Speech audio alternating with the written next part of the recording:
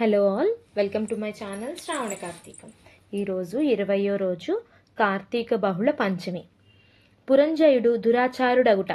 జనక మహారాజు చతుర్మాస వ్రత ప్రభావమును వినిన పిమ్మట వశిష్ఠునితో, గురువర్య, కార్తీక మాస మహత్యమును ఇంకనూ వినవలనని కోరిక కలుగుచున్నది.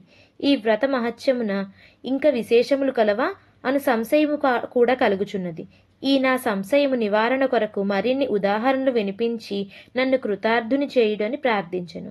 ఆ మాటలకు వశిష్ఠుల వారు మందహాసముతో, ఓ రాజా, కార్తీక మాస మహత్యము గురించి అగస్త్య మహామునికి అత్రిమునికి జరిగిన ప్రసంగం ఒకటి కలదు. దానిని వివరించదను, ఆలకింపుమని ఆ కథా విధానం ఇట్లు వివరించి. పూర్వమొకప్పుడు అగస్త్య మహర్షి అత్రి మహర్షిని గాంచి, ఓ అత్రిముని, నీవు విష్ణువు అంశయందు పుట్టినావు. కార్తీక మాస మహత్యము నీకు అమూలాగ్రముగా తెలియను కాన దానిని నాకు వివరింపమని కోరెను. అంత అత్రి మహాముని, కుంభ సంభవ, నీవు అడిగిన ప్రశ్న వాసుదేవునికి ప్రీతికరమగుటచే ఉత్తమమైనది. కార్తీక మాసంతో సమానమగు మాసము, వేదములతో సమానమగు శాస్త్రము, ఆరోగ్య సంపదకు సాటియగు సంపద లేదు. అటులనే శ్రీమన్నారాయణు కంటే వేరే దేవుడు లేడు. ఏ మానవుడైనను కార్తీక మాసంలో నదీ స్నానము చేసినను, శివకేశవుల ఆలయమందు దీపారాధన చేసినను, లేక దీపదానం చేసినను కలిగిన ఫలము అపారము. ఇందుకొక ఇతిహాసము కలదు, వినుము. త్రేతాయుగమున పురంజయుడను సూర్యవంశపు రాజు అయోధ్య నగరమును రాజధానిగా చేసుకుని రాజ్యమేలుచుండెను. అతడు సమస్త శాస్త్రములు చదివి పట్టాభిషిక్తుడై న్యాయముగా రాజ్యపాలన చేసెను. ప్రజలకెట్టి ఆపదలు రాకుండా పాలించుచుండెను.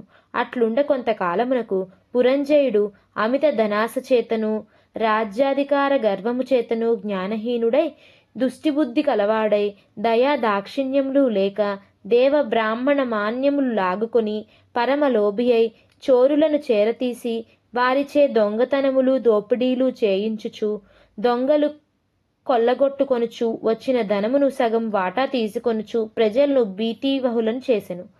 అటుల కొంతకాలం జరుగగా అతని దౌర్జన్యములు 4 దిక్కులా వ్యాపించెను. ఆ వార్త కాంబోజ, టెంకణ, కొంకణ, కళింగాది రాజుల చెవులో పడినది. వారు తమలో తాము ఆలోచించుకొని కాంబోజరాజును నాయకునిగా చేసుకొని రథ గజ తురగ పదాతి సైన్య బలాన్వితులై రహస్య మార్గమున వెంట వచ్చి అయోధ్య నగరమును ముట్టడించి నలువైపులా శిబిరములు నిర్మించి నగరమును దిగ్బంధనం చేసి యుద్ధమునకు సిద్ధపడిరి. అయోధ్య నగరమును ముట్టడించిన సంగతి చారుల వల్ల తెలుసుకొని పురంజయుడు తాను కూడా సర్వసన్నిద్ధుడై ఉండెను. అయినను ఎదుటిపక్షం వారిది అధిక బలాన్వితులుగా ఉండుట వలన, తాను బలహీనుడుగా నుండుట వలన విచారించి ఏమాత్రమూ భీతి చెందక శస్త్ర సమన్వితమైన రథమెక్కి సైన్యాధిపతులను పురిగొల్పి చతురంగ బల సమేతులై సైన్యముతో యుద్ధ సన్నద్ధుడై వారిని ఎదుర్కొని భేరి మ్రోగించి సింహనాదము గావించి మేఘములు గర్జించునట్లు హూంకరించి శత్రు సైన్యములపై పడెను. వింశాధ్యాయం 20వ రోజు పారాయణ సమాప్తం.